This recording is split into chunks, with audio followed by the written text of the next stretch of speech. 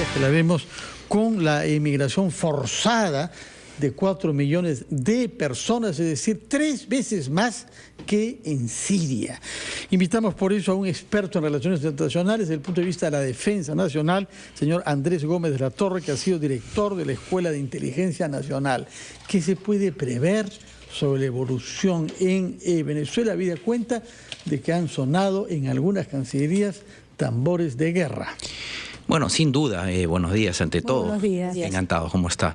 Bueno, sin duda, naturalmente. Yo creo que hoy día la situación está oscilando entre los medios colectivos de presión. Creo que desde mi punto de vista el Grupo de Lima tiene una posición bastante coherente en el sentido de intensificar y estar permanentemente aludiendo a los procedimientos político-diplomáticos. Pero por otro lado, desde Estados Unidos, algunos analistas ya un poco más extremos están hablando, Fernando, de hipótesis de una intervención militar. Y esto es muy riesgoso porque, digamos, la sustentación de esta supuesta intervención militar sugiere replicar el caso de la invasión del año 83, cuando el derrocamiento del régimen de Maurice Bishop en Grenada, y reeditar una suerte de operación causa justa el año 89 a Noriega. Panamá. Exactamente, así es. Pero claro, las condiciones eran muy distintas. El régimen de Maurice Bishop en Grenada era muy pequeño, no había fuerza armada, no había reacción.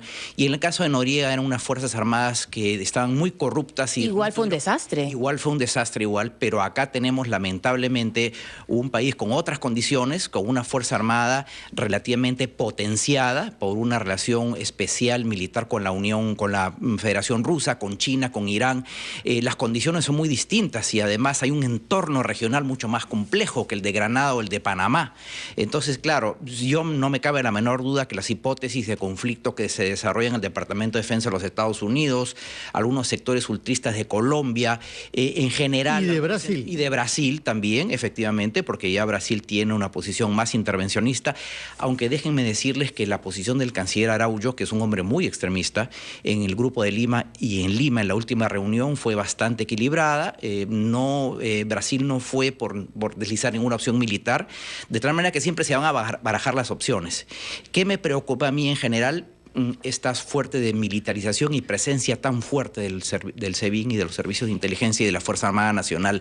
Realmente es espantoso ver cómo es el brazo político. Y eso además se ha notado en un video. Así Lo es. hemos visto ayer, Sí, cuando han detenido al presidente de la Asamblea Nacional, que es la oposición. Y es un amago muy complicado. ¿Y es una papa caliente para el régimen? Así es, por supuesto.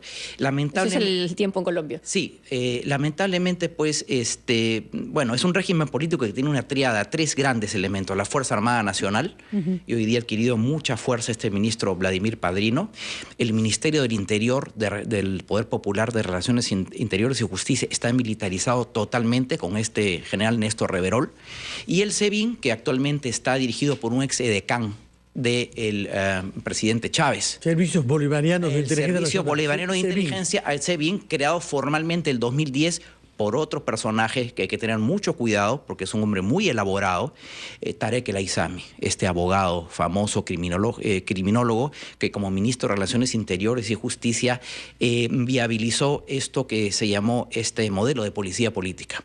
Ellos tienen mucho apoyo de los cubanos, sí.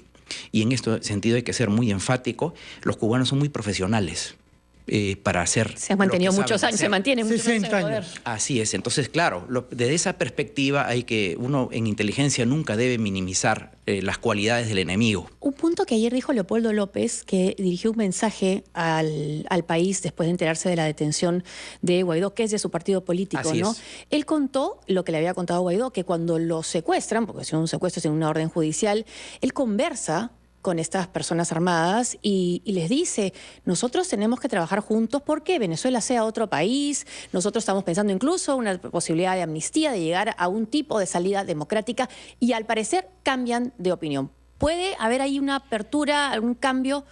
Esa es una lectura, efectivamente. Si algo bueno tuvo Chávez, el propio comandante presidente, es que había una línea muy vertical. digamos, ¿no? Una estructura de mando jerárquica. A la caída de Chávez hay varias cuotas de poder. Está la familia Chávez, que todavía tiene digamos, un espacio de decisión. Está el madurismo, esto que se ha llamado el post-chavismo madurista. Está otro personaje que es muy importante, Diosdado Cabello. Está en este momento con mucha fuerza Vladimir Padrino. Entonces, claro, el poder un poco se atomizó. Entonces, es posible tener esa lectura. Se presta a muchas lecturas y a muchas conjeturas. ¿Cuál es el papel que tras todos estos grupos juega el narcotráfico? Sin duda, y aquí hay acusaciones claras e informes de varias entidades internacionales, no solo de Estados Unidos, en el sentido que es un narcorrégimen, un narcoestado, que ha penetrado no solo a la Fuerza Armada Nacional. Hay una serie de altos funcionarios del Partido Socialista Unificado que ya están obviamente fichados no solamente por la DEA, sino con prohibición de ingreso, etcétera. Y se trata realmente de una situación sumamente compleja, de pronóstico muy reservado. ¿Cuál es la solución? Porque si la intervención militar es una locura. A mí me parece una barbaridad, y eso ya no Bolsonaro ya creo que está reculado, porque esto, además, ¿quiénes y con qué? Porque sería ¿quiénes se suman a eso? ¿Quiénes se suman a eso? Colombia es entrar a una guerra abierta internacional. Así es. Entonces, cuidado con... Plan B, porque la diplomacia no avanza. Eso es cierto, Pati, pero tampoco no hay que menoscabar estas medidas colectivas de presión, porque hay que intensificarlas.